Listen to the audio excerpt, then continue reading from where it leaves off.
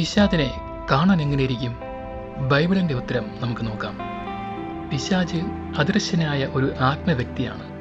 ഇതിനർത്ഥം പിശാചിന് ഒരു കാണപ്പെടുന്ന രൂപമില്ല എന്നാണ്. എഫേസ്യർ 6:11-12 വാക്യം. ആടിൻ്റെ രൂപത്തോട് സാദൃശ്യമുള്ള വാലും കൊമ്പുമുള്ള ഒരു ജീവി കുന്തവും പിടിച്ചു നിൽക്കുന്നു. ഇങ്ങനെയാണ് പല കലാകാരന്മാരും പിശാചിനെ ചിത്രീകരിച്ചിരിക്കുന്നത്.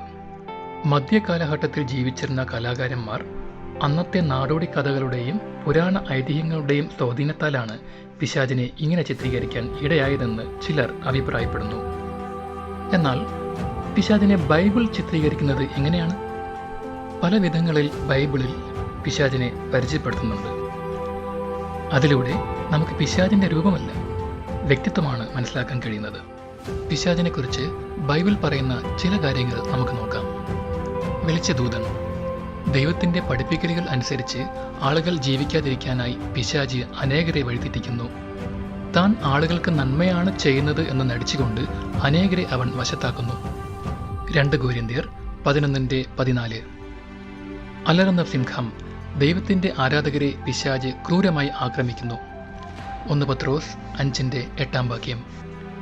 വലിയ ഭീകര സർപ്പം. പിശാച് ശക്തനാണ്, ക്രൂരനാണ്, നാശം വിതയ്ക്കുന്നവനാണ്. വെളിപാട് 12:9 വാക്യം.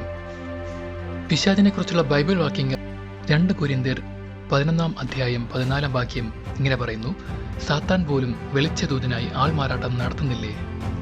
ഇതിൻ്റെ അർത്ഥം ദൈവത്തെ അനുസരിക്കുന്നതിന് പകരം തന്നെ അനുസരിക്കുന്നതിന് വേണ്ടി പിശാച് ആളുകൾക്ക് ആകർഷകമായ കാര്യങ്ങൾ കാണിച്ചുകൊണ്ട് അവരെ വശത്താക്കുന്നു. എഫേസ്യർ 6:11.